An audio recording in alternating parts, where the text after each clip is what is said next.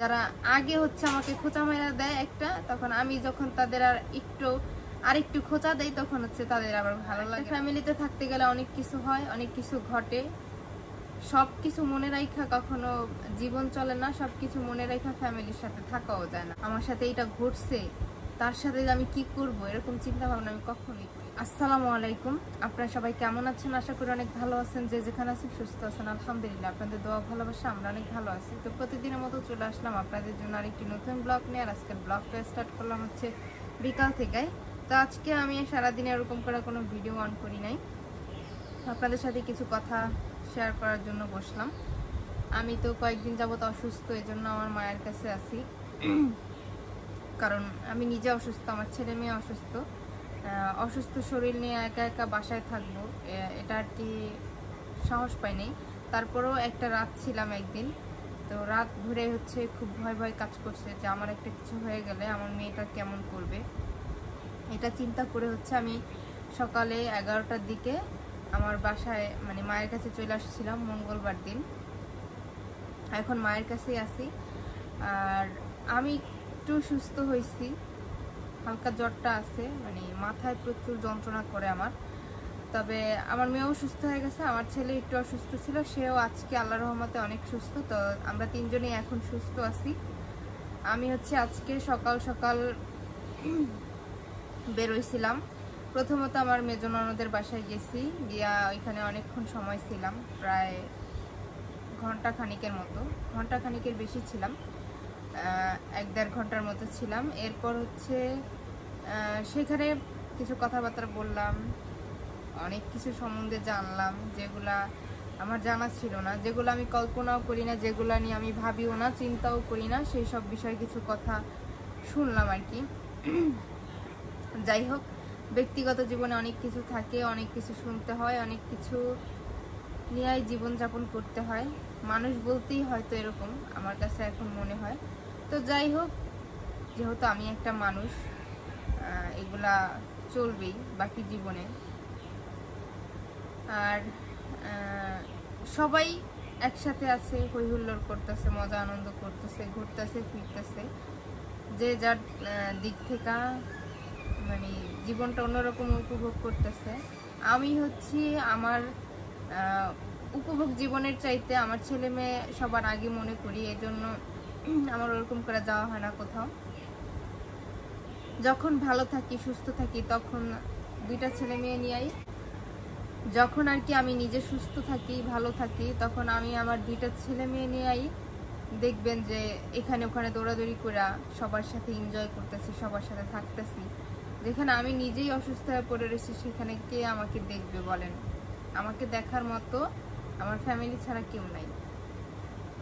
আমি যদি অসুস্থ হই শুধুমাত্র আমার ফ্যামিলি আমাকে দেখে, এর বাইরে আমাকে দেখার মতো কেউ নাই, এটাই বাস্তব।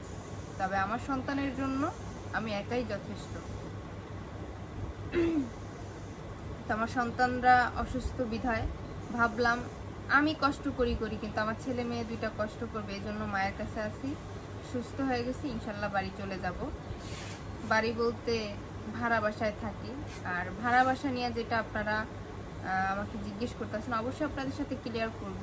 আমার এই ভাড়া বাসাটা নিয়েও অনেক কিছু আছে যেটা আপনাদের সাথে শেয়ার করা হয় না এখনো। আমি আগে নিজে গুছাই নিই, তারপর হচ্ছে আপনাদের সাথে শেয়ার করব।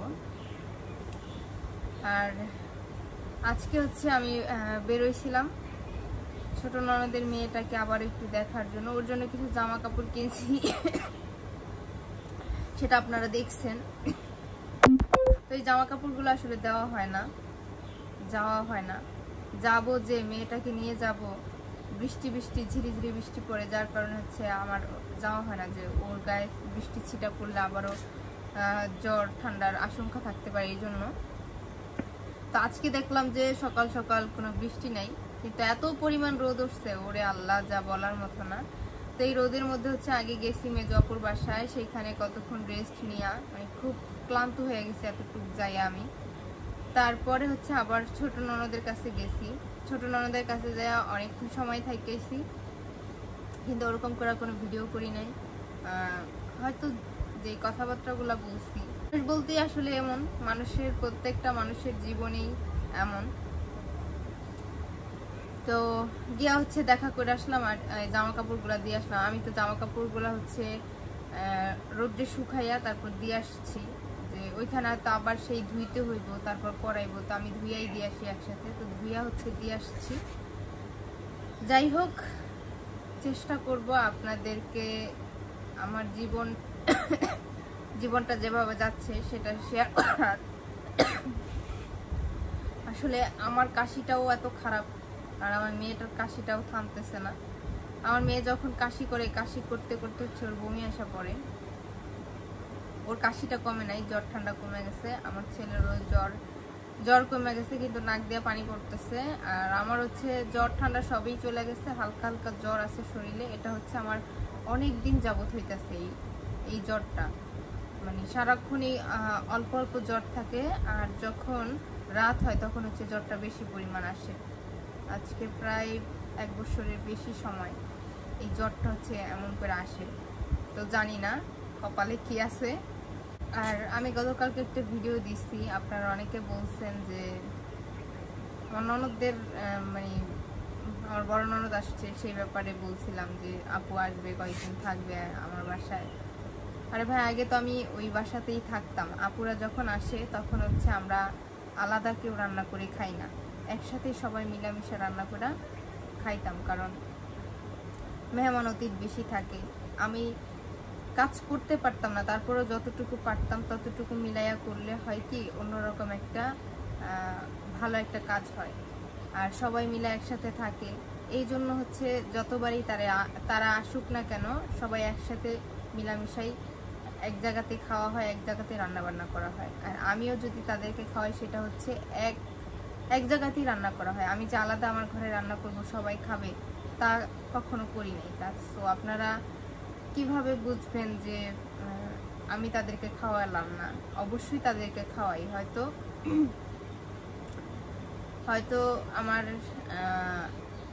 1 দিন 2 দিন হয় আমারটা, সেটা আমি তাদের সাথেই মিলামিশা খাওয়াই, এজন্য ওরকম করে দেখেন না। তবে তারা আসলে তাদের সাথে একসাথেই থাকা হয়, একসাথেই খাওয়া হয়। এজন্য আমি আলাদা কখনো রান্না করি না, বা তারা আসলে বলি না যে আমি আলাদা থাকি। আমি তখন আমার শাশুড়ি মাকে বলতাম যে মা, একসাথেই রান্না করি, একসাথেই থাকি।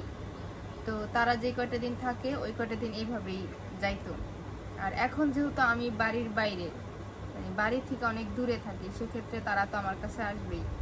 তো এটাকে খারাপভাবে নেওয়ার কিছুই নাই, যে আপনি কবে করলেন, কবে খাওয়ালেন। অবশ্যই করছি, অবশ্যই খাওয়াইছি, হয়তো সেটা আপনাদের চোখে ওরকম করে পড়ে নাই। তবে এখন আমি আলাদা, যেহেতু মানে আলাদা একটা জায়গায় থাকি, সেক্ষেত্রে বলছি যে তারা আসছে 2 দিন হয়তো আমার বাসায় থাকবে, আমার ভালো লাগবে।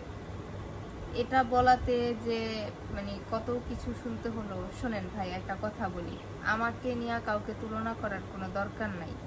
কারণ একজন মানুষ, সে হচ্ছে ডাক্তার বা ইঞ্জিনিয়ার, তার সাথে কি আমার তুলনা করলে হবে? আমি কি তুলনা করলেই তার মতো হয়ে যাব?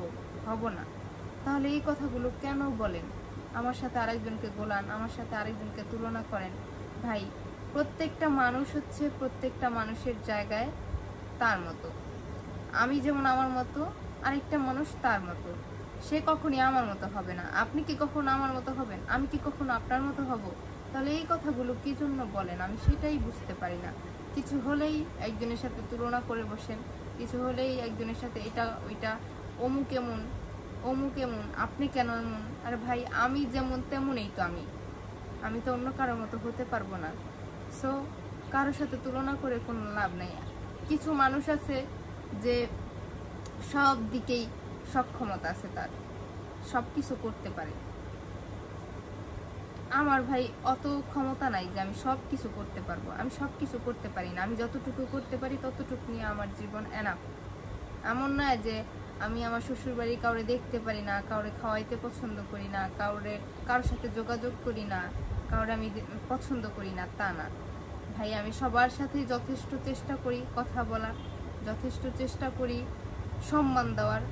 কিন্তু যখন কেউ আমাকে সম্মান দিয়ে কথা বলবে না, তাকে তো আমার সম্মান দিয়ে কথা বলার কোনো দরকার নাই। তখন আমি তাকেও অসম্মানই করব। যে সে আমাকে প্রথম অসম্মান করতেছে, তাহলে আমি তাকে কি কারণে সম্মান দিয়ে কথা বলবো? তখন আমিও তাকে অসম্মান করি কথা বলবো। যে সে যদি আমাকে একটা বাজে কথা বলতে পারে, আমিও তাকে বাজে কথাই বলবো। মানুষের এতটুকু চিন্তা করে কথা বলতে হয়, আমি যে তাকে একটা বাজে কথা বলবো, সে যদি এর চাইতেও বড় একটা বাজে কথা আমাকে বলে ফেলে, মানুষ এটা চিন্তা করে না। মানুষ একটা মানুষকে ছোট করে কথা বলে ফেলে। তো আমি ওই ধরনের মানুষ না যে আমাকে কেউ একটা কথা বলবে আমি চুপ করে শুনবো। ভাই, চুপ করে শোনার দিন চলে গেছে। তো সেটাতে যদি কারো খারাপ লাগে, কারো ভালো না লাগে, কারোর আমার পছন্দ না হয়, আমাকে দেখতে না পারে, তাতে আমার কিছু করার নাই। একটা ফ্যামিলিতে থাকতে গেলে অনেক কিছু হয়, অনেক কিছু ঘটে।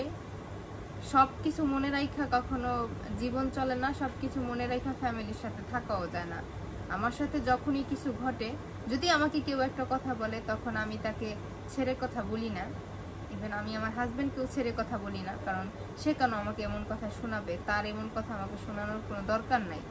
সে আমাকে এমন কথা বলার মতো জায়গা রাখে নাই, তাহলে সে আমাকে কেন শোনাবে? তখন আমি তাকে অবশ্যই শোনাই দিই যে আপনি আমাকে শোনাইতেছেন, কি কারণে শোনাইতেছেন।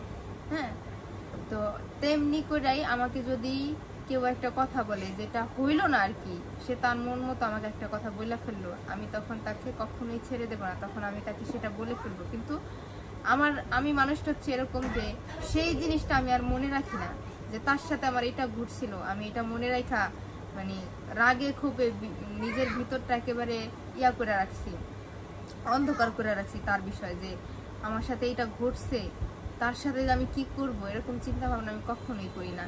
তার সাথে যখন যেটা ঘটছে ঘটছে, তো শেষ, সেটা আমি আর নেক্সট টাইম মনে রাখি না, ওটাকে আমি ভুলে যাই। কারণ একটা ফ্যামিলিতে থাকতে গেলে অনেক কিছু ঘটে, সেটা মনে রাখার মতো কিছুই নেই। আমি মানুষটা এমন। তো আমার আশেপাশের অনেক মানুষই আছে যারা আগে হচ্ছে আমাকে খোঁচা মেরা দেয় একটা, তখন আমি যখন তাদের আরেকটু খোঁচা দেয়, তখন হচ্ছে তাদের আবার ভালো লাগে না, বোঝেন নাই? তো এই হচ্ছে আমার জীবন। এই জন্য হচ্ছে আমি দেখা যায় সবশেষে খারাপ একটা স্থানে গিয়া দাঁড়াই। তো মানুষের চোখে আমি খারাপ কোথায় গিয়া দাঁড়ালাম সেটা প্রমাণ করার মতো আমার কোনো দরকারও নাই, আর সেটাকে প্রমাণ করতেও আমি চাই না। উপরে একজন আছেন, তিনি দেখতেছেন আমি কেমন, আমি কি করতেছি, আমি কিভাবে চলতেছি, তো সে দেখলেই হবে। কারণ এই পৃথিবীতে নিজে জিততে থাকলেই সবকিছু জিত না, জিত তো হবে তার কাছে, যে তার কাছে আমি জিততে পারলাম কিনা। আমি যতটুকু পারি যথাসম্ভব নিজেকে ওরকম করে থাকতে। হ্যাঁ, শুধুমাত্র কি আমি ভিডিও করি, আপনাদের সামনে আমার এই ফেসটাকে দেখাইতে হয় ইনকামের জন্য, অবশ্যই গুণা কামাইতেছি, তারপরে কিছু করার নাই, পেটের দায় এখানে আসা। কারণ আমার ওরকম কোনো নাই যে আমি সেটা ধরে কিছু না কিছু করে খাবো, সেটা আমার নাই। তো এই জন্য হচ্ছে আমার এখানে আসা। আর আমার ছেলে মেয়ের জন্য আমার বাকি জীবনে এইভাবেই কষ্ট করতে হইব। যাই হোক, কিছু কথা হচ্ছে বলতে হইলো, না বললে পারলাম না। তো এই আর কি, আমার কথায় যদি কেউ কষ্ট পান অবশ্যই আমাকে মাফ করে দিবেন, কারণ আমি কাউকে কষ্ট দিয়ে কথা বলতে চাই না। কারো বিষয় তো একেবারেই না। এই পৃথিবীতে আমার আপন বলতে কেউ নাই। এখন আপাতত আমার বাবা মা আছে, বাবা মার কাছে আসি, বিপদ আপদ, আমার দুঃখ কষ্ট সবকিছুর জন্য বাবা মার কাছে আসি। একটা সময় বাবা মা থাকবে না, তখন তাদের কাছে আর আসবো না। তো আপন বলতে এই মানুষ দুইটাই আছে। আর যতদিন তারা বাচ্চা থাকবো আমি তাদেরকে আমার কাছে ডাকবো, তাদের কাছে আমি আসবো, তাদের কাছে আমি থাকবো, তাদের কাছে আমি খাবো। এটার জন্য কার কেমন লাগলো, কার ভালো লাগলো, কার খারাপ লাগলো, সেটা দেখার আমার আসলে টাইম নেই। কারণ এই পৃথিবীতে তাদের জন্যই আসছি, আর এই পৃথিবীতে তারা আমাকে খাওয়াইছে, পড়াইছে, বড় করছে, এই পর্যন্ত তারাই আমার আনছে। আমি তাদেরকে যে ভুলে যাব সেটা আসলে পারবো না। তো যাই হোক, অনেক কথা বললাম। আমার বাবা মাকে নিয়ে অনেক মাথা ব্যথা। তো যার যার মাথা ব্যথা তার কাছে থাকবে, আমার কোনো সমস্যা নাই। তো আজ এই পর্যন্ত, সবাই ভালো থাকবেন, সুস্থ থাকবেন, আল্লাহ হাফেজ।